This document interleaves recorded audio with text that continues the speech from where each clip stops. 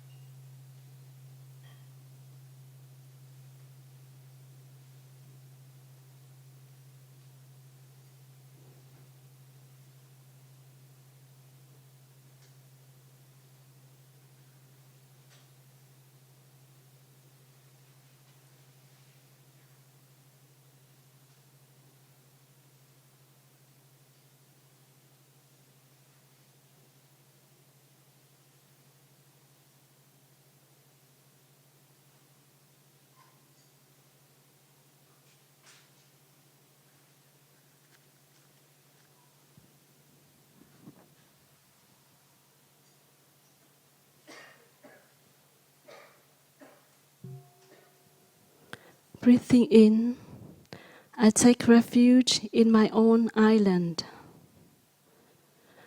Breathing out, I go back to myself.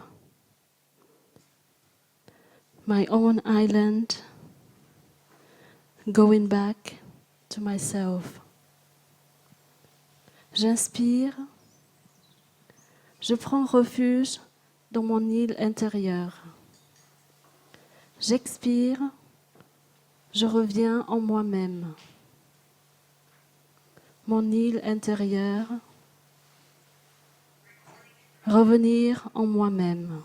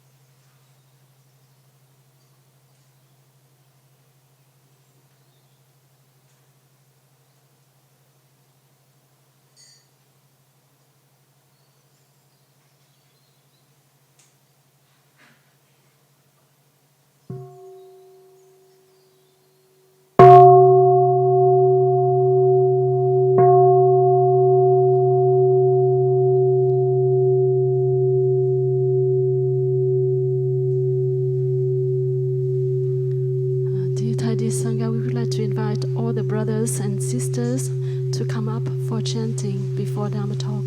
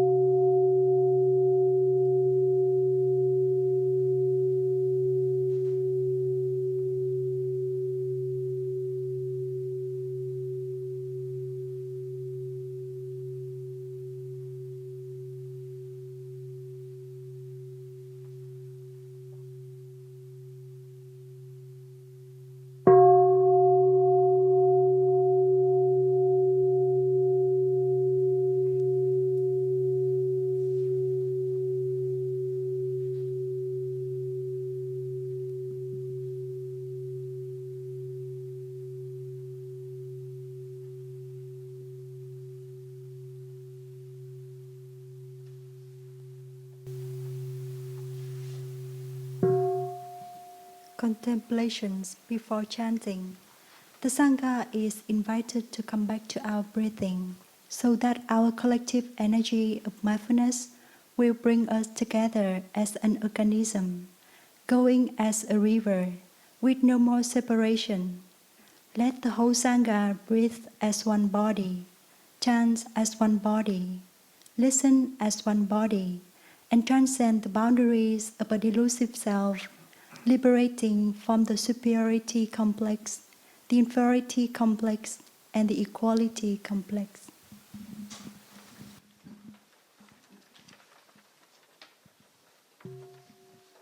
With hearts established in mindfulness, we are truly present for sitting and walking meditation, and for reciting the sutras. May this practice center with its fourfold Sangha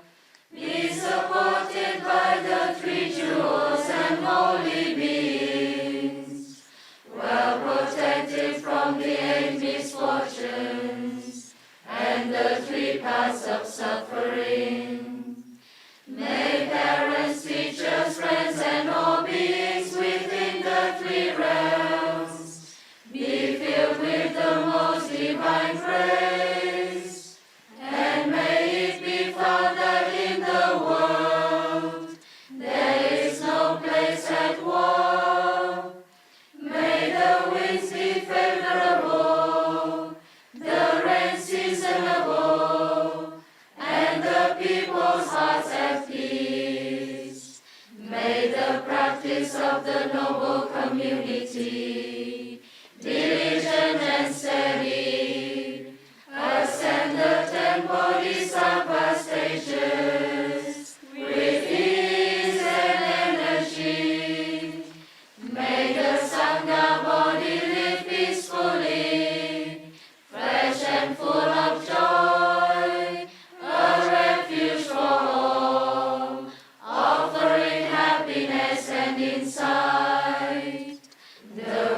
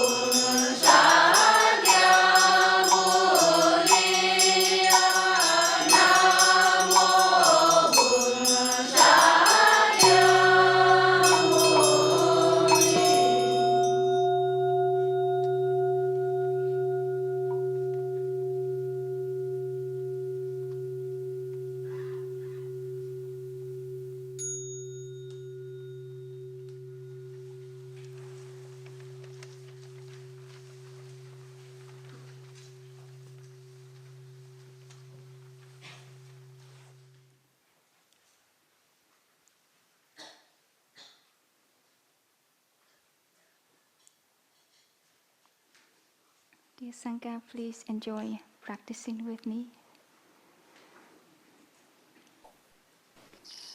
Breathing in. La Sangha, réjouissons-nous de Thai is pratiquer breathing ensemble. in with me. J'inspire, Breathing Thai out. inspire avec moi. Thai is breathing out with me. J'expire, Thai expire avec moi.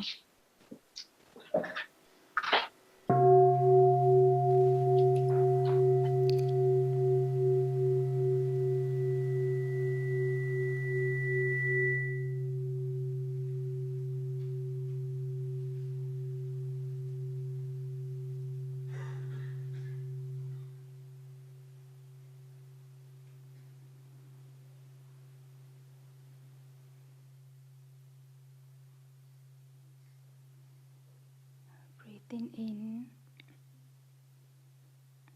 I breathe for Thai. J'inspire, Breathing je out. respire avec Thai, I pour smile Thai. for Thai. J'expire, je souris pour Thai. Breathing for Thai. Respirer pour Thai, Smiling for Thai. sourire pour Thai.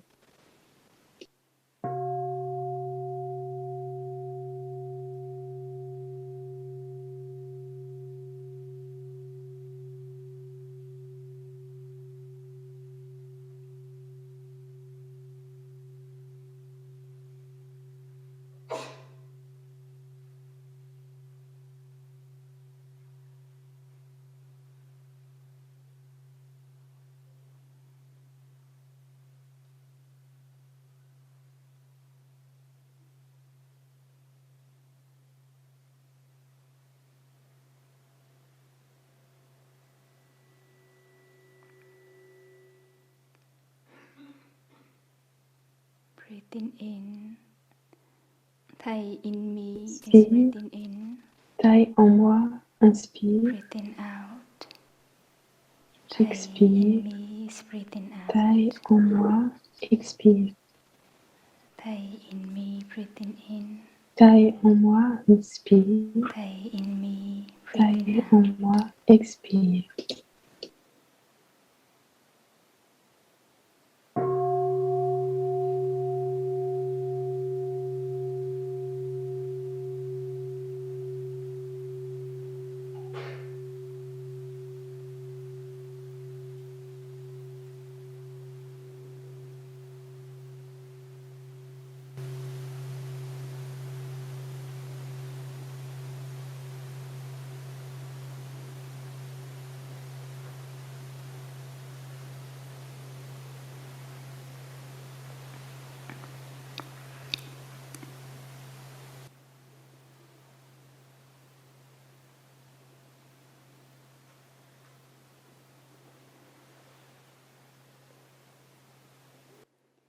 Dear respected Thai, dear noble Chers Sangha, Thai respectés, chers nobles Sangha, today is the 10th aujourd'hui, October.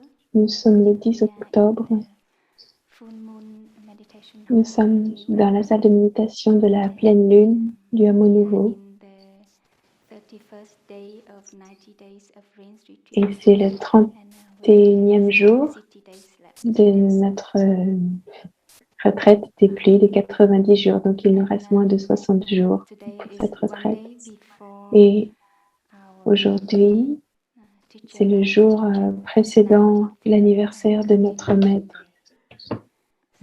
La continuation de notre, la 95e continuation de notre maître.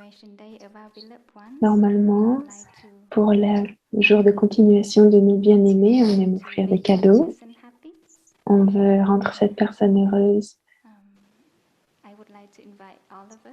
Et je voudrais vous inviter, chacun d'entre nous, la Sangha du monde entier, dans cette salle et aussi en ligne, à faire un cadeau.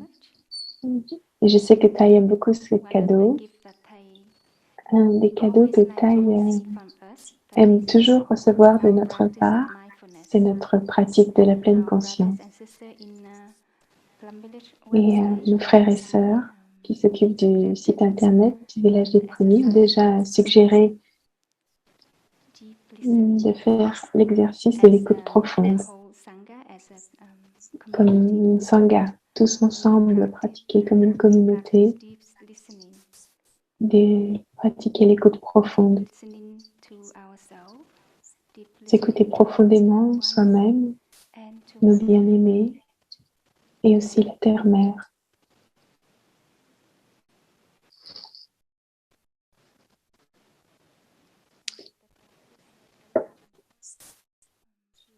Et avec la pratique de la respiration, nous pouvons être à la maison, en soi-même, être avec nous-mêmes et nous écouter nous-mêmes pour savoir ce qui se passe dans notre corps, dans notre esprit et d'être là pour nous-mêmes à la maison. On se sent à l'aise à la maison. Avec la pratique de la respiration, individuellement et aussi collectivement, nous pouvons préparer ces cadeaux pour taille ensemble. Pas seulement aujourd'hui, mais demain et les jours qui suivent. Et pour ceux et celles qui n'ont pas encore commencé cet exercice, vous êtes bienvenus à commencer. Et nous sommes tous invités à le faire à partir d'aujourd'hui.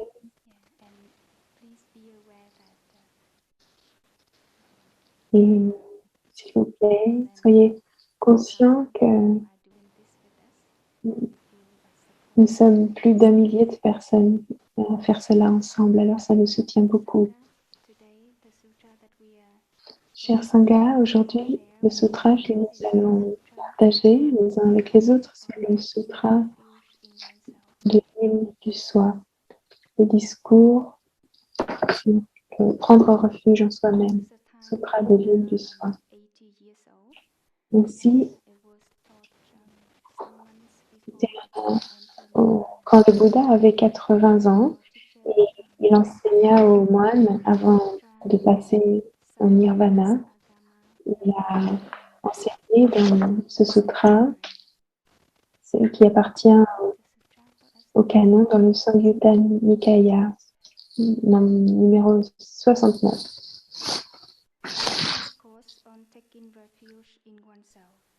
Sutra de l'île du soi.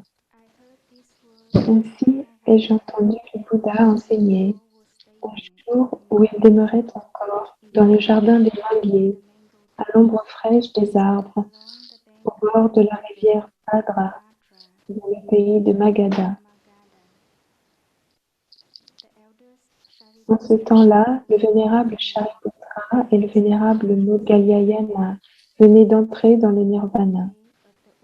C'était le jour de la pleine lune, jour de cérémonie, de la récitation des préceptes.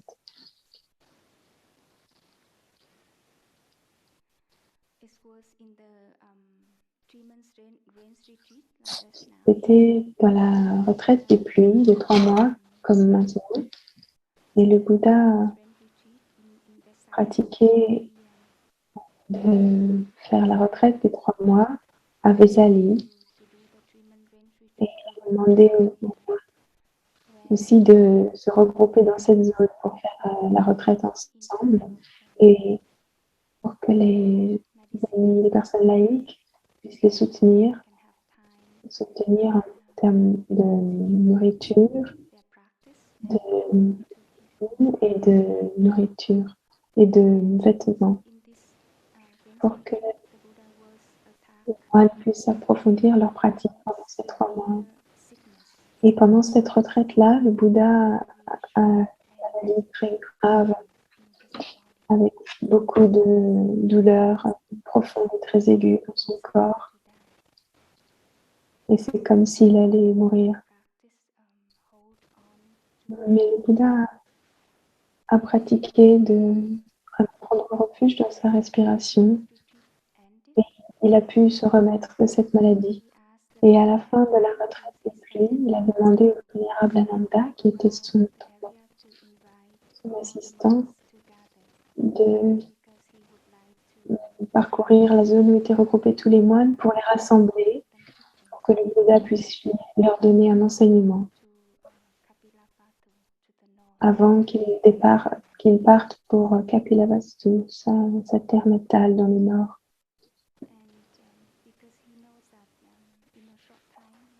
Et comme le Bouddha savait que dans peu de temps, il allait mourir, à ce moment, dans cette période de temps, il a donné beaucoup d'enseignements courts pour encourager les moines, pour encourager tous les pratiquants à pratiquer les préceptes, la concentration et la vision profonde, à pratiquer les 4 établissements de la pleine conscience et à pratiquer de revenir en eux-mêmes et prendre refuge en eux-mêmes.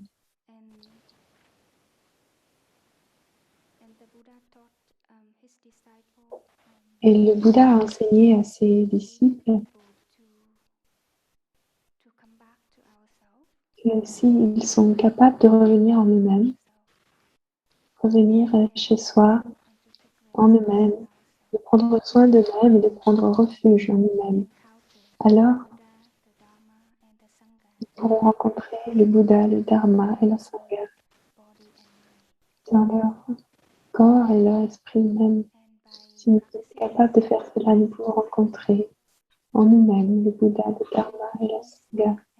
Et en pratiquant comme cela, nous pouvons cultiver la paix et la sécurité à l'intérieur et transformer nos afflictions. Parce que nous savons tous que quand notre maître n'est plus là, nous pouvons nous sentir très seuls, perdus et nous souffrons beaucoup. Alors le Bouddha a donné ce sutra et aussi beaucoup d'autres sutras avec cette intention.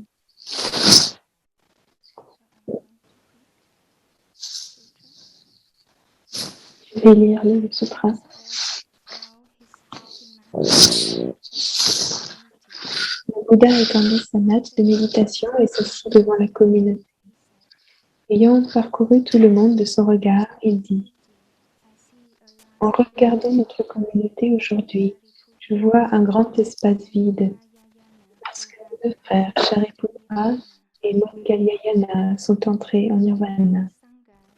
Dans notre communauté, Shariputra et Moggalliyana étaient les plus talentueux dans tous les domaines. Donner des discours du Dharma, donner des conseils, instruire les moines, les moniales et les laïcs, et parler avec éloquence. Ô moines, les 2 richesses que l'on recherche dans cette vie sont la richesse matérielle et la richesse du Dharma. Dans la recherche des biens matériels, on court après les personnes mondaines dans la société. Quant aux biens du Dharma, on peut les acquérir des 2 moines, Shariputra et Moggalliyana. Le Tathagata est quelqu'un qui ne poursuit plus rien, que ce soit la richesse matérielle ou la richesse du Dharma. Chers moines, ne soyez pas tristes, ne souffrez pas à cause du départ de nos 2 frères. Un grand arbre luxuriant a ses racines, son tronc, ses branches, ses feuilles, ses fleurs et ses fruits. Mais nous savons que les plus grandes branches se casseront et mourront avant ces plus petites branches. Il en va de même pour cette chaîne montagneuse qui recèle de trésors. Les pics les plus hauts ne se délabrent-ils pas avant les plus bas? Dans la communauté des disciples du Tathagata, Shariputra et Moggalliyana étaient les 2 plus grands érudits. Il est donc naturel que ces vénérables soient entrés les premiers dans le nirvana. C'est pourquoi je vous conseille de ne pas avoir de peine et de ne pas souffrir. Quand le vénérable Ananda a entendu la nouvelle du décès du vénérable Shariputra et Moggalliyana, c'est la nouvelle qui a été annoncée par le novice Kunda, qui était assistant du vénérable Shariputra. Ananda alors a été très choqué et s'est senti très instable et il a souffert. Il est allé voir le Bouddha et il lui a donné la nouvelle. que Shariputra était décédé. Et le Bouddha a demandé au vénérable Ananda, quand Shariputra décède, est-ce qu'il part avec ta solidité? C'est pour ça que tu te sens si instable. Et après cela, le Bouddha savait que d'autres personnes se sentiraient comme le vénérable Ananda. Alors, avec beaucoup de compassion, il a offert des enseignements pour les moines et il leur a instruit la pratique de prendre refuge en eux-mêmes, comment trouver le soutien pour leur pratique dans leur propre corps et leur propre esprit.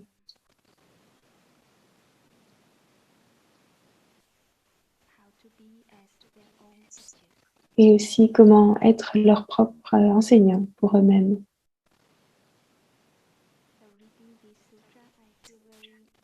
Et en lisant ce sutra, je me sens très touchée, émue, parce que je vois la relation entre le maître et les étudiants, les disciples.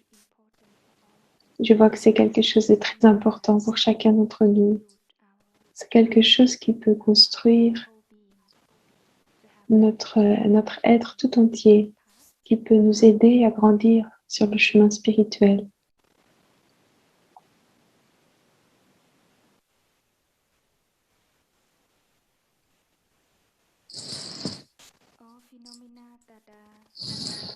Tous les phénomènes qui naissent, demeurent, affectent les autres phénomènes. Autrement dit, toutes les choses conditionnées doivent obéir à la loi de l'impermanence pour arriver finalement à la décomposition. Si nous voulons que les choses existent pour toujours sans jamais se décomposer, nous voulons l'impossible. Je vous ai déjà rappelé plusieurs fois que tout ce que vous chérissez aujourd'hui, vous devez certainement l'abandonner et vous en séparer demain. Moi-même, je partirai dans peu de temps.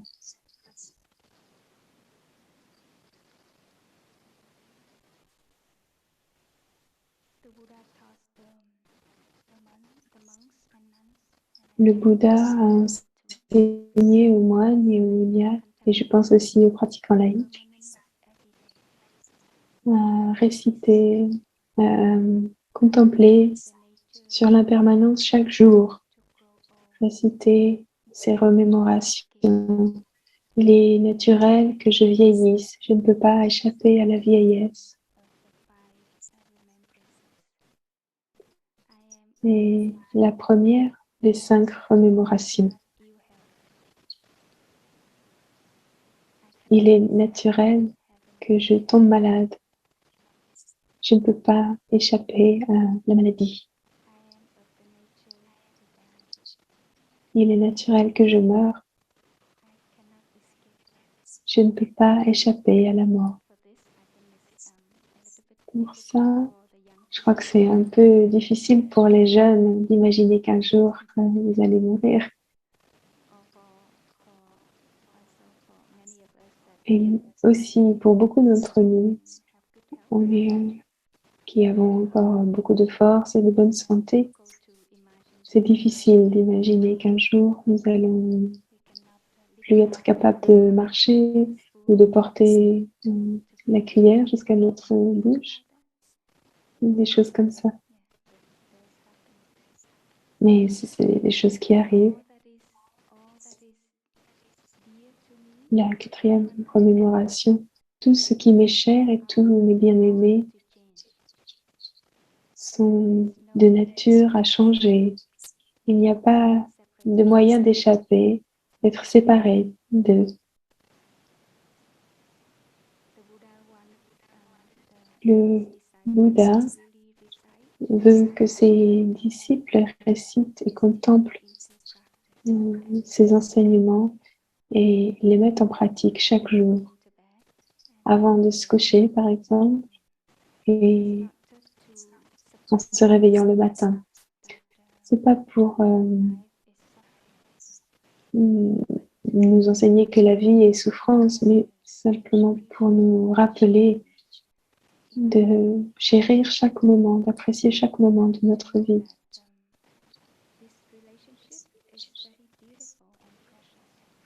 De savoir que cette relation est très belle et précieuse. Parfois, nous sommes ensemble dans la famille ou au monastère. Et nous prenons la présence de nos frères et nos sœurs, de nos amis, comme quelque chose d'acquis. Nous voyons que leur présence est normale. Et parfois sa présence nous irrite un peu. Parfois, on ne veut pas voir cette personne, on ne veut pas la regarder dans les yeux. Ça nous arrive.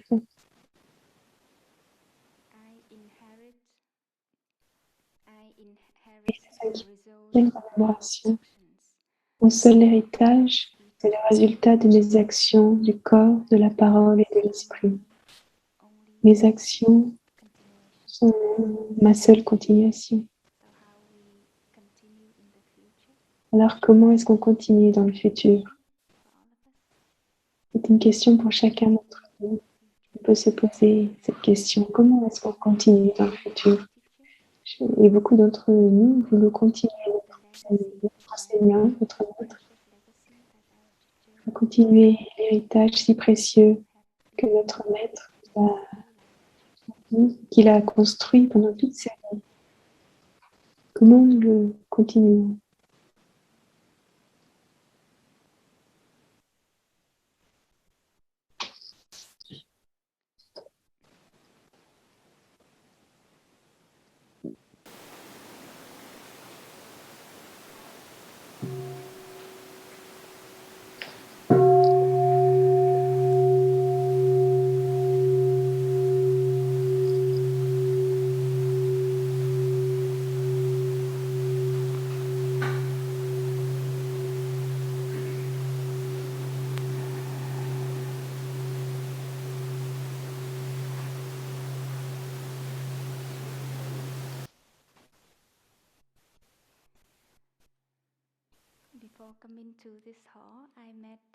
Avant d'entrer dans cette salle, j'ai rencontré Sœur Baonim, qui est une de nos sœurs aînées sur le chemin.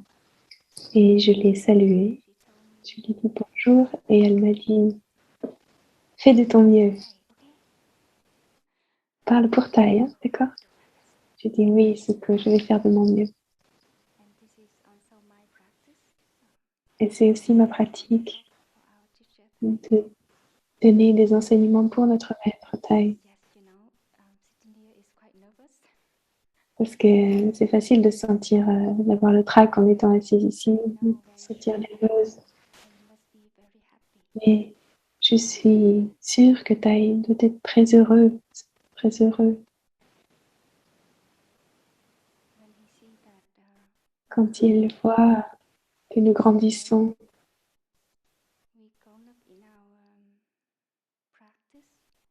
dans notre pratique, de notre vie spirituelle. Nous pouvons prendre soin de nous-mêmes et aider les autres à prendre soin d'eux-mêmes.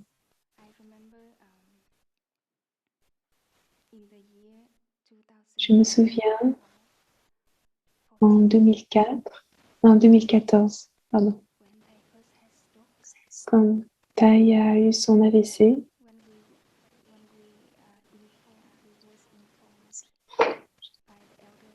Nous avons reçu la nouvelle par nos grands frères et sœurs, nos aînés.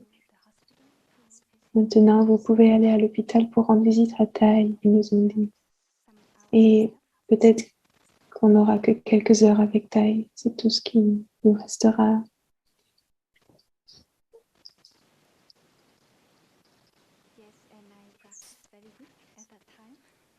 À ce moment-là, ma pratique était très faible et j'ai beaucoup pleuré sur le chemin de l'hôpital.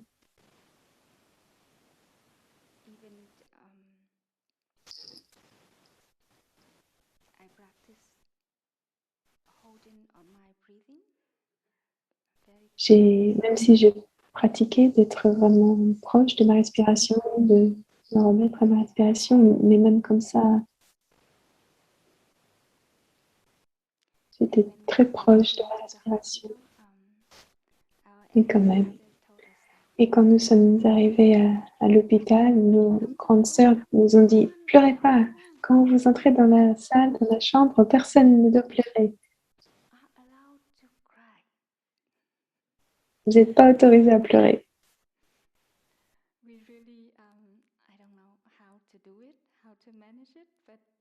Et je ne savais pas comment faire, comment gérer ça, parce que beaucoup d'entre nous étaient encore en train de pleurer.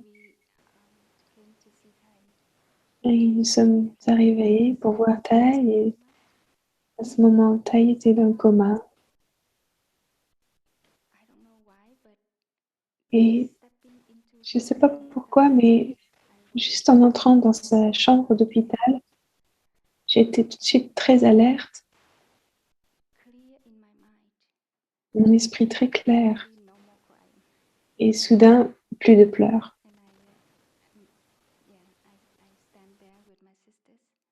Et je suis restée debout avec mes sœurs dans la chambre de Tai. Les sœurs Twining, sœurs de Nim nous ont demandé de ne pas rester là debout sans rien dire. Dites quelque chose, racontez une histoire à Tai, une histoire joyeuse, une belle histoire, et chantez des chansons.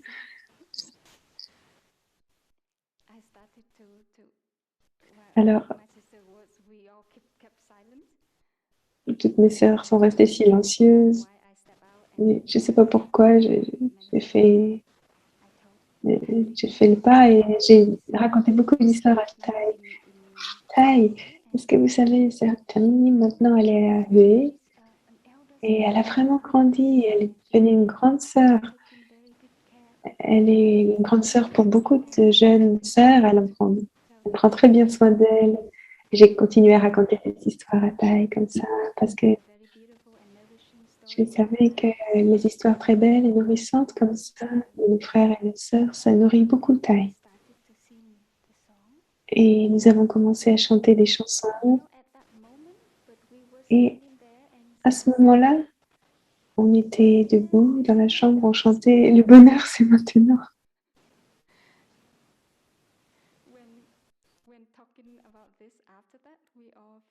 Et en parlant, après ça, on s'est dit, on était un peu fous quand même.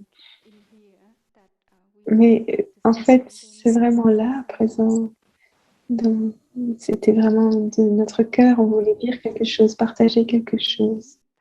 Et aussi, avec la pratique de la respiration, Tai a pu se remettre, a pu récupérer.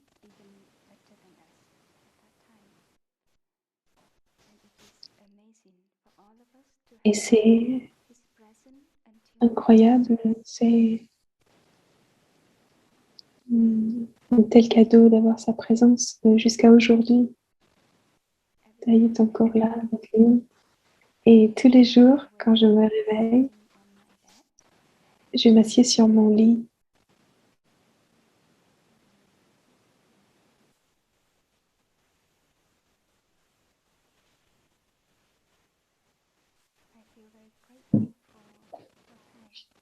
Je ressens beaucoup de gratitude pour Tai. Et je sais que Tai est encore là avec nous.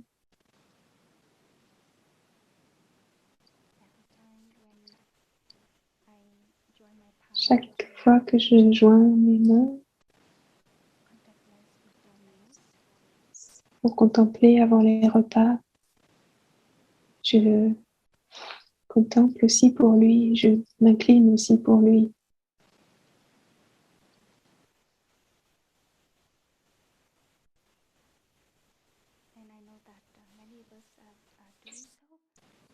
Et je sais que beaucoup d'entre nous faisons cela.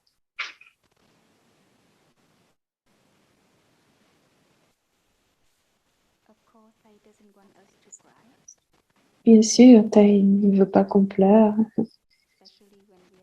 Tout particulièrement quand on est proche de lui, il aimerait nous voir joyeux et heureux. Je crois que c'est ce que Taï veut continuer, ce que Taï veut que nous continuions de lui, d'être heureux et de pouvoir trouver le bonheur en nous-mêmes pour pouvoir l'emmener dans le futur, pouvoir continuer notre maître.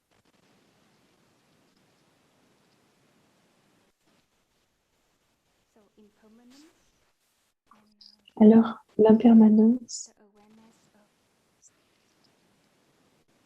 et la conscience que la vie est présente en nous et autour de nous,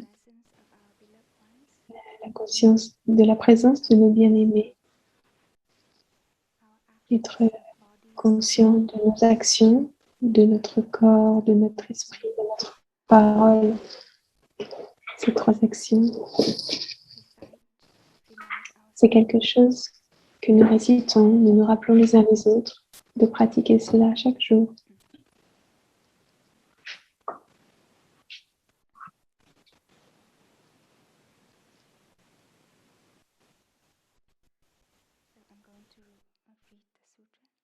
Je vais continuer à lire le sutra.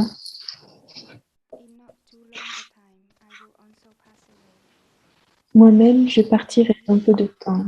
C'est pourquoi vous devriez pratiquer afin d'être une île pour vous-même, de prendre refuge en vous-même et en personne d'autre,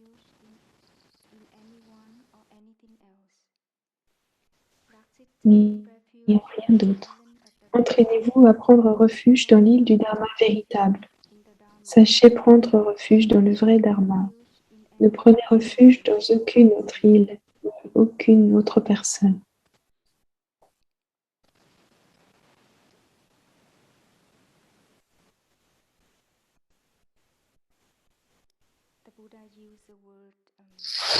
Le Bouddha a utilisé le mot île du soi et île du Dharma. Et ces 2 phrases ont été répétées dans beaucoup de sutras.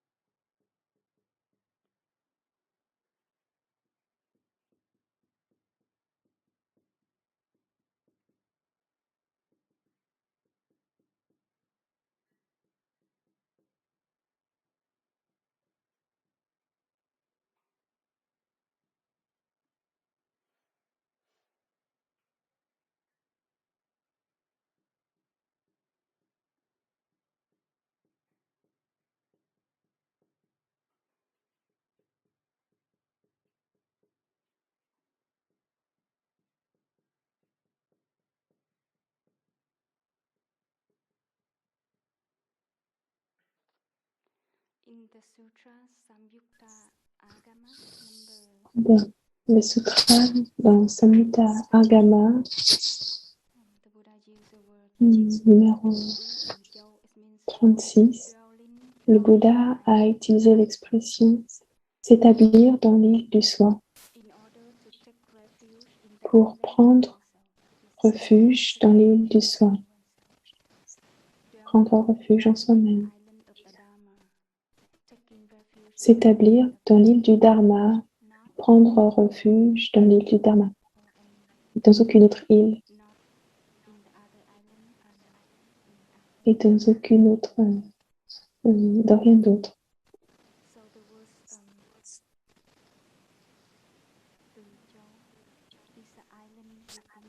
Ces deux mots signifient l'île en soi-même.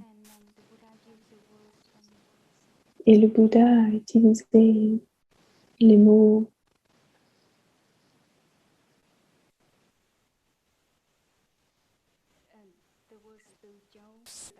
Atadipa. Donc les deux mots en caractère chinois ont été traduits depuis ce mot que le Bouddha a utilisé. Un mot pali, Atadipa, qui veut dire île. Dipa,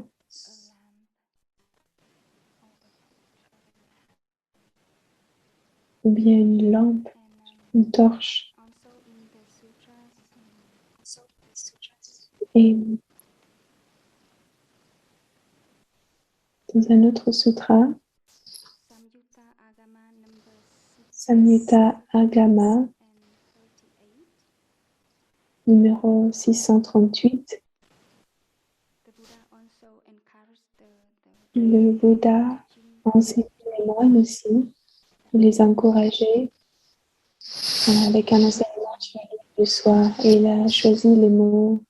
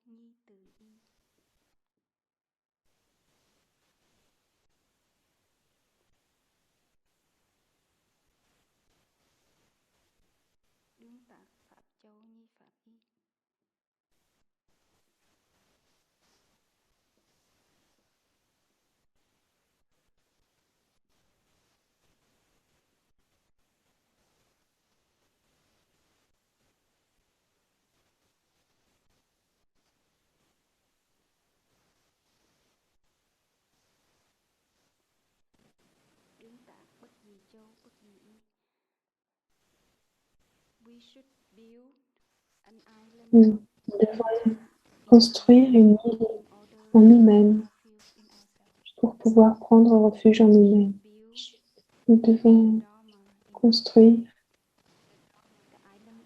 le Dharma en nous-mêmes, l'île du Dharma en nous-mêmes, pour pouvoir prendre refuge dans le Dharma. Donc, les mots et les phrases sont différents selon les sutras, mais le contenu est vraiment le même. Et ici, on peut voir aussi l'image de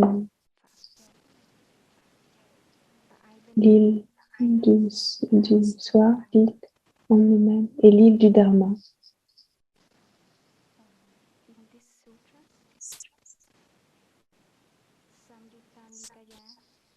Et dans ce sutra du Samyutta Nikaya, dans 3 sutras de ce chapitre, le Bouddha s'est aussi concentré sur l'île du soi. Et il y réfère aussi comme une île. Et dans les sutras qui sont dans le Digha Agama numéro 2, le mot Dipa a été traduit par une lampe ou une torche. Et en vietnamien, dans les sutras du Nikaya, il y a 2 vénérables qui ont traduit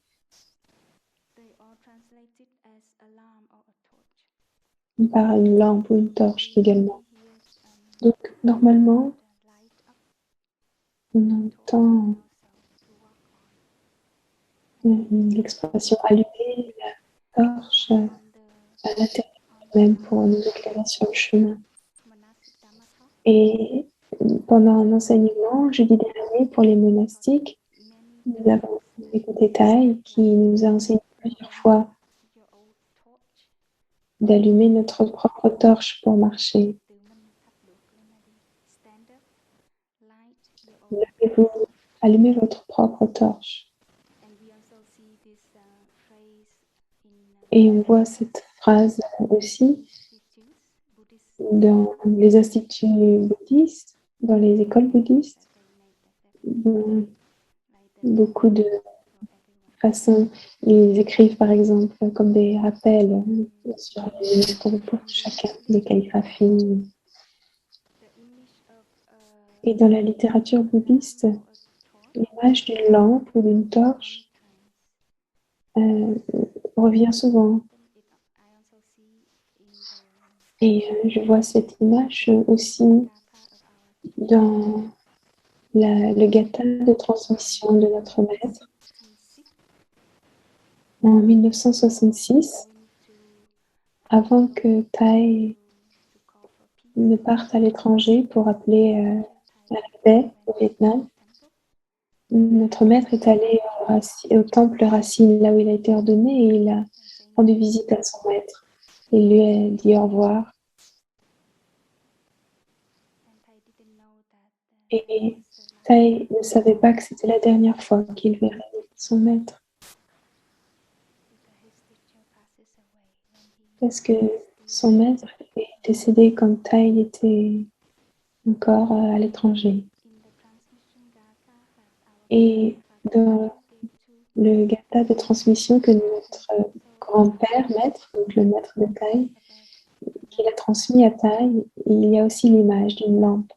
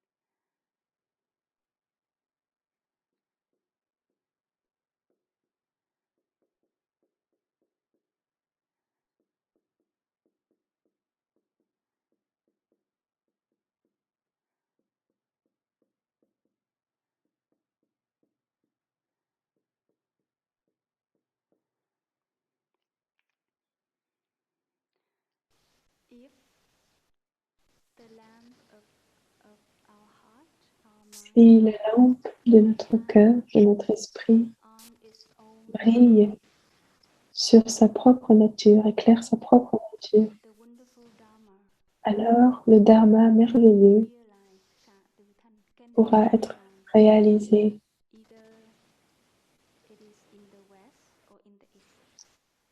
Que ce soit à l'est ou à l'ouest.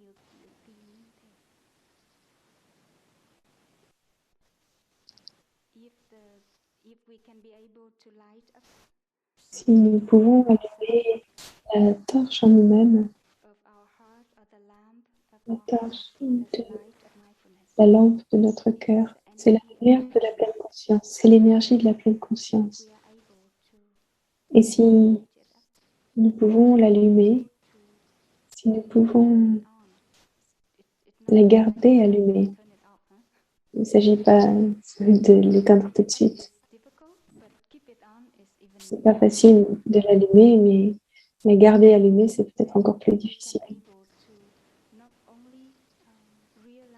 Alors, on est capable de réaliser pas seulement la paix et le bonheur pour nous-mêmes, mais aussi nous pouvons aider les autres.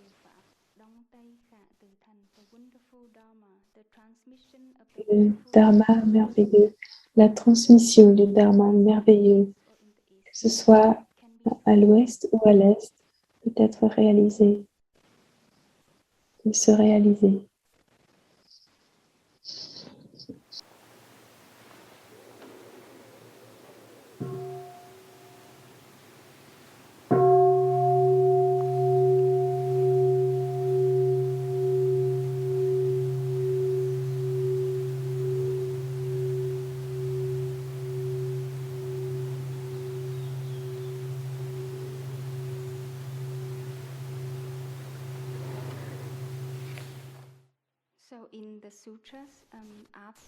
Donc, dans les sutras,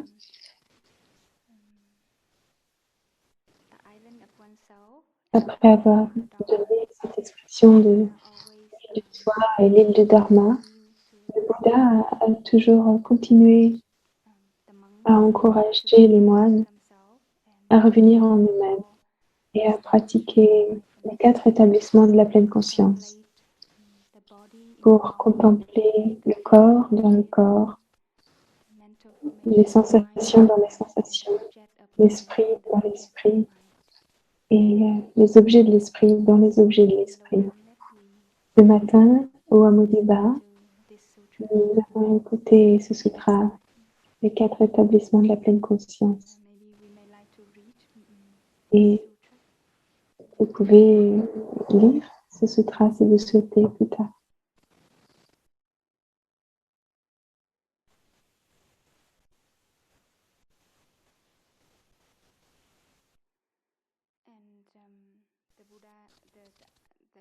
Et le vénérable Ananda a demandé au Bouddha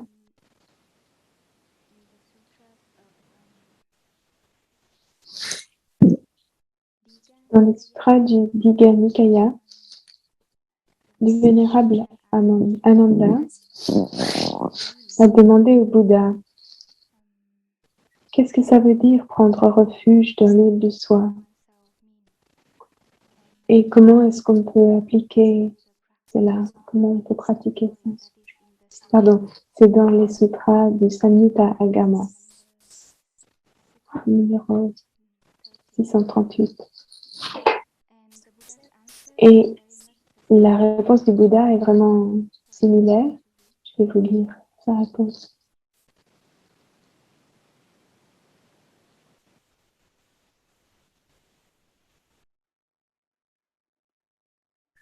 C'est pour ça que je vous encourage à prendre refuge dans l'île en vous-même, de prendre refuge en personne d'autre et en rien d'autre. Pratiquez de prendre refuge dans l'île du Dharma.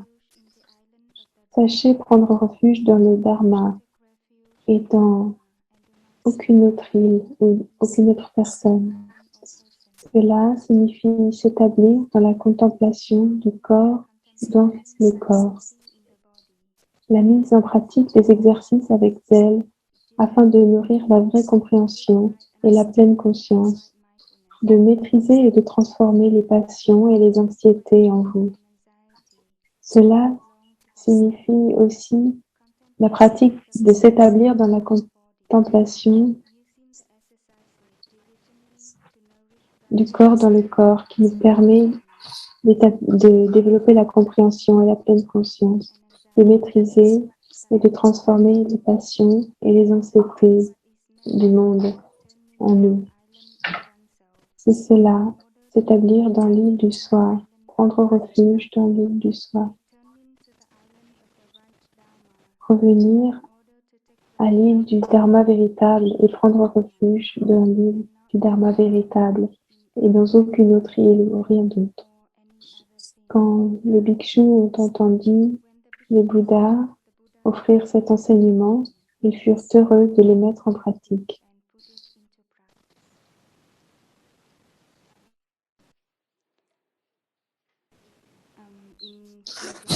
Au village des premiers, toutes nos activités, le programme quotidien et toutes les portes du Dharma que nous pratiquons sont basées sur ces sutras. Le sutra des 4 établissements de la pleine conscience et le sutra de la pleine conscience de la respiration.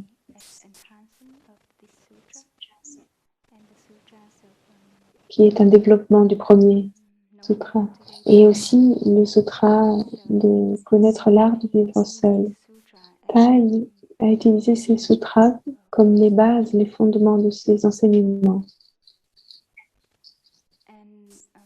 Et la question est si nous trouvons que c'est difficile de maintenir l'énergie de pleine conscience, peut-être que quand nous faisons la méditation assise avec la Sangha, c'est beaucoup plus facile. Nous aussi, parfois, on s'endort un peu pendant la méditation aussi, mais on se sent à l'aise, on se sent paisible. Mais, par exemple, pour nos amis, quand vous êtes seul à la maison ou quand vous êtes ici, vous faites une retraite et que vous retournez chez vous, ça peut être difficile de continuer la pratique.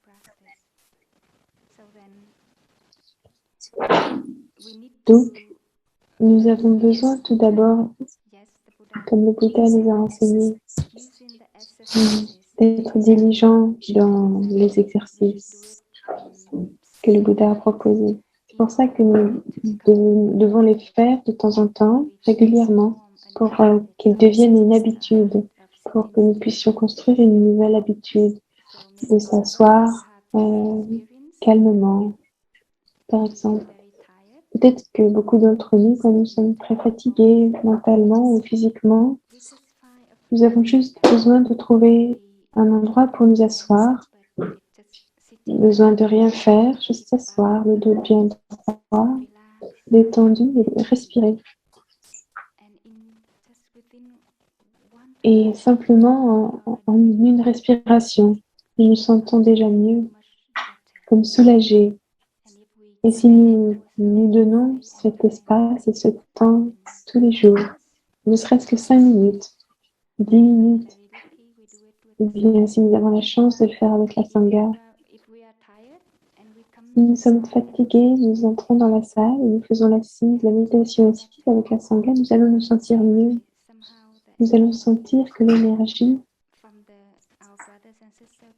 de nos frères et sœurs pénètre en nous et nous aide à générer cette énergie de paix, de pleine conscience à l'intérieur. Et jour après jour, ça devient une habitude. Et donc, quelque part, dans le jardin ou au supermarché, on peut être capable de revenir à nous-mêmes et de nous rappeler de respirer. Au hameau du bas, j'ai un groupe, nous sommes mentor et mentee, comme un tuteur qui prend soin d'un groupe de sœurs et s'occupe de les guider dans la pratique. Chaque semaine, on se retrouve et on partage sur notre pratique, on échange. Et la dernière fois, l'une de mes plus jeunes mentees a partagé que quand elle pratique la méditation assise et qu'elle se sent très heureuse et paisible, parfois elle sent que le dharma est délicieux. On peut sentir comme ça, en fait, parfois, que le dharma est délicieux.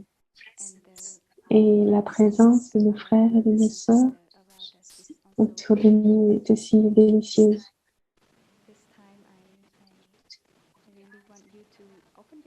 Je voudrais vous inviter maintenant à ouvrir vos yeux et à regarder dans la salle. C'est vraiment très beau. Regardez les vignettes sur l'écran. Il y a certains de mes frères et sœurs qui sont timides, je vois. Vous pouvez vous regarder les uns les autres et vous sourire. Sourire. Et quand vous souriez comme ça, vous savez que Thai sourit. Thai sourit à l'intérieur de chacun d'entre nous et autour de nous aussi. Et c'est le sens de notre pratique, de continuer Thai en nous-mêmes, et de le voir autour de nous, dans les autres. Nous nous entraînons, ou bien nous nous permettons de recevoir l'entraînement pour être notre maître, pour être notre propre maître, notre propre enseignant. Parce que quand vous venez, vous êtes un pratiquant laïque, vous êtes un jeune frère ou une sœur, vous avez quelqu'un qui vous guide, la Sangha qui vous éclaire dans votre pratique. Et plus vous restez dans la Sangha, plus âgé vous devenez dans le Dharma, moins vous avez de guidance, d'orientation. Donc, je vois très clairement ça. Jusqu'à maintenant, je reçois presque pas, c'est très rare que je reçoive des rappels de la part de mes sœurs, parce qu'elles pensent que j'ai grandi. Je veux prendre soin de moi et qu'elles ne me rappellent plus. N'attendez pas de devenir âgé, d'avoir grandi, d'être une grande sœur ou un grand frère pour penser à cela. Parce que à ce moment-là, bien sûr, vous devez savoir comment prendre soin de vous-même. Vous devez savoir comment être votre propre enseignant. Comment comprendre très bien où on en est sur le chemin. Quels exercices nous devons mettre en application.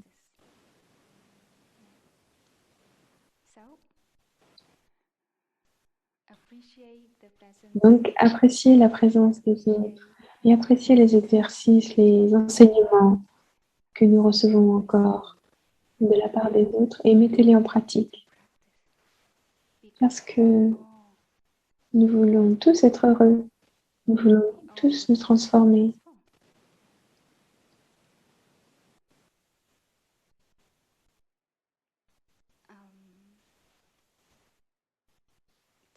Prendre refuge en nous-mêmes, en notre propre île, notre île intérieure.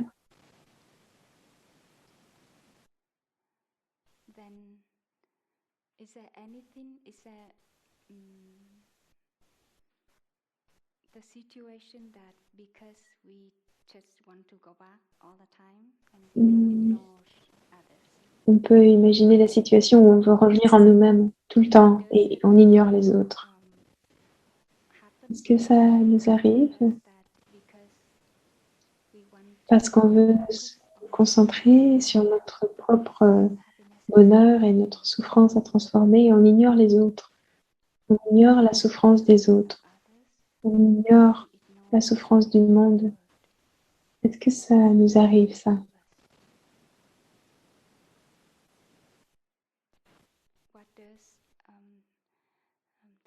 Qu'est-ce que le Bouddha veut dire quand il donne cet enseignement?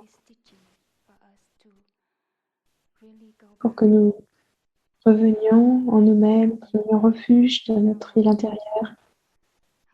Et qu'est-ce qu'il en est des autres, de la souffrance du monde? Est-ce que c'est une question pour nous? On peut tous contempler sur cette question.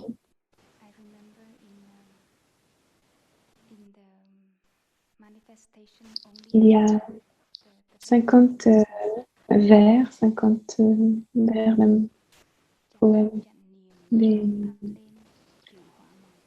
de la manifestation. Quand la pleine conscience est allumée en nous, toutes les formations mentales se transformeront.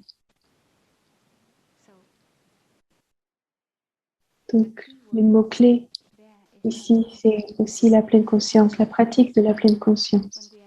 Quand nous sommes capables d'allumer l'énergie de la pleine conscience en nous et de la garder allumée, alors elle va prendre soin d'elle-même. La pleine conscience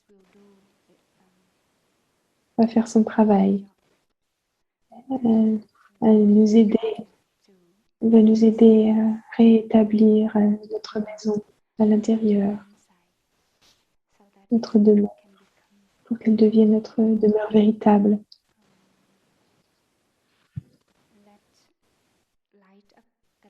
Allumons la lumière de la pleine conscience comme la lumière du soleil. Quand le soleil brille, tous les légumes, toutes les fleurs absorbent la lumière et la chaleur du soleil. Et les arbres, les plantes, les fleurs font leur propre processus de croissance, de floraison. Et nous n'avons pas besoin d'interférer dans ce processus naturel. Et c'est la même chose qui se passe dans notre corps et dans notre esprit, quand nous allumons la pleine conscience. Notre travail, c'est juste de trouver différentes manières, plusieurs manières, de garder la pratique de la pleine conscience forte et constante en nous. Et à chaque fois que nous sommes fatigués ou paresseux, paresseuses, ça va, c'est OK. Pour moi, je me permets d'être paresseuse parfois et je m'accepte. Je m'accepte quand ma pratique n'est pas au meilleur niveau. Je m'accepte telle que je suis. Mais je sais que cette acceptation m'offre de l'espace. Et à chaque fois que je suis moi-même, j'ai la foi en mon corps et mon esprit que je saurai comment recommencer, comment commencer de nouveau. J'ai cette confiance-là, que je saurai comment recommencer et je recommence du début à chaque fois. Quoi qu'il se passe, c'est OK. Je suis avec moi-même, je m'accepte. Et si je suis triste avec ça, c'est OK aussi. Si je ne suis pas satisfaite, ça va aussi. Mais je sais que là, à l'intérieur, il y a cette foi, cette confiance profonde que je peux recommencer, les choses peuvent revenir quand c'est le moment, quand les conditions sont là.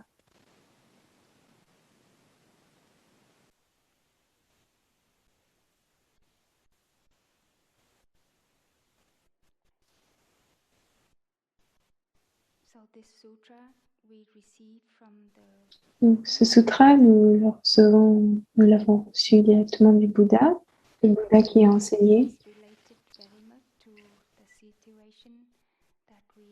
Et en même temps, c'est très lié à la situation de notre Sangha actuellement, avec la présence de notre maître Thai. Hier,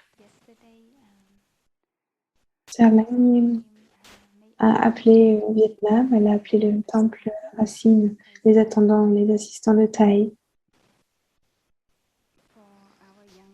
pour que nos jeunes bhikshunis ou Modulba puissent dire bonjour, salut Thaï, lui annoncer qu'ils sont une jeune bhikshuni. Je ne suis plus une jeune bhikshuni, je suis bhikshuni aussi, alors j'ai voulu participer. Et je me suis dit, c'est OK, je vais me tenir derrière elle, personne ne va me voir, parce que je voulais voir Thaï.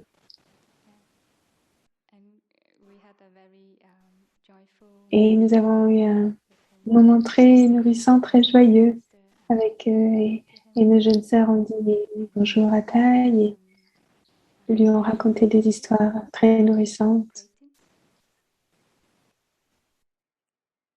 Et après cela, je me suis sentie tellement heureuse toute la journée et jusqu'à maintenant. Et je vois,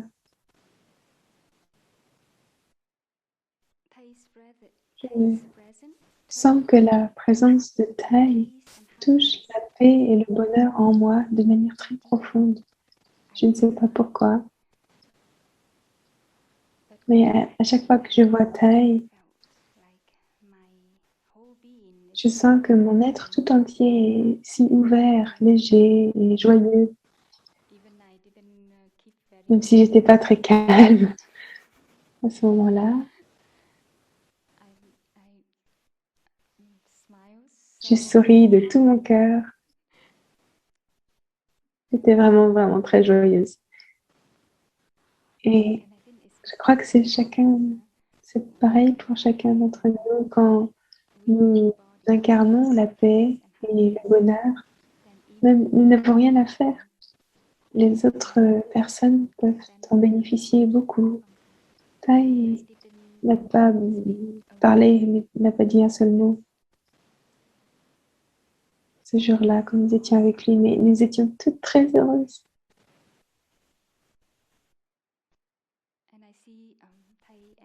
Et je vois que Thaï incarne la paix et le bonheur.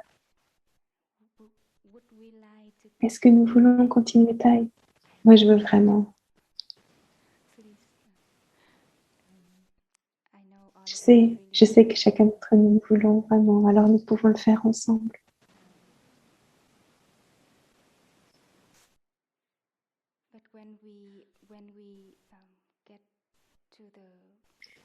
Et quand nous sommes dans une situation de désespoir, de souffrance et de peine,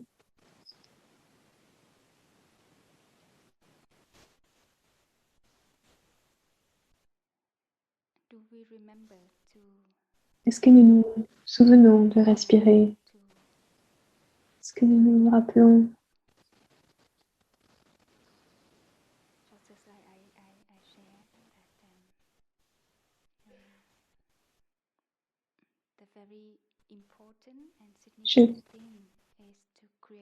c'est pour ça que j'ai partagé que la chose qui fait du sens, la plus importante, c'est de créer de nouvelles habitudes. Quand nous faisons quelque chose plus de 3 fois, ça devient peut-être déjà une habitude. Alors, la plupart d'entre nous avons déjà l'habitude d'être assis tranquillement, de revenir à notre respiration. Et pendant notre groupe de mentor-mentee, nous avons un exercice que nous pratiquons ensemble. Nous avons choisi au moins une activité dans la journée pour nous arrêter et respirer. Alors, on peut continuer à travailler, oui, mais à l'intérieur, nous nous arrêtons et nous nous rappelons de respirer. Alors, je vous invite à le faire avec nous, que ce soit en marchant, en cuisinant, en lavant la vaisselle, ou bien en faisant le jardin. De prendre une pause, faire une pause et respirer. Fermer les yeux et respirer. Simplement 20 secondes, 30 secondes de respiration, inspiration, expiration. Et la situation va changer. En 1975, j'aimerais vous lire cette histoire. En 1975, Thaï était à l'Ermitage des Patates Douces à l'extérieur de Paris, la périphérie de Paris. Et Thaï, à ce moment, a vu que ses étudiants étaient emportés par les peines et la tristesse à cause de la situation au Vietnam. Et pendant des jours et des jours, Thaï leur a donné cet enseignement. Et Saint-Champong était là à ce moment. Je voudrais vous lire cela. C'est comme un sutra que nous recevons de notre maître.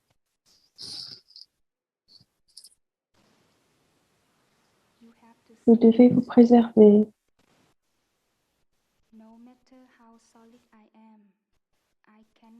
Que je sois solide, je ne peux pas nager pour vous.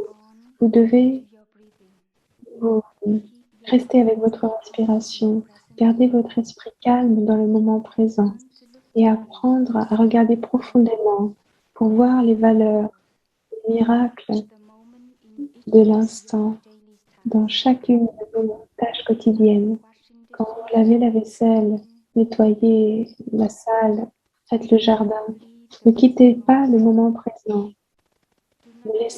Ne vous laissez pas devenir une victime de la situation.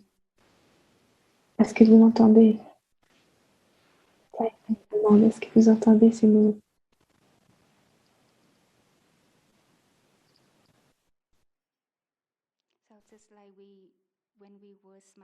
C'est comme quand nous nous sourions les uns aux autres juste avant. Je sais qu'à ce moment, dans cet instant, Thaï me sourit en moi et sourit à la Sangha. Merci beaucoup pour votre écoute et votre présence. Pour finir ce partage,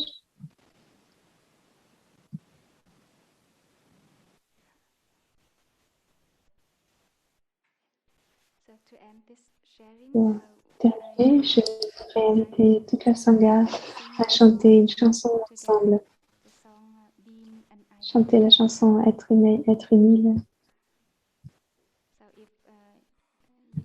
en anglais. Si vous connaissez la chanson, vous pouvez chanter avec nous.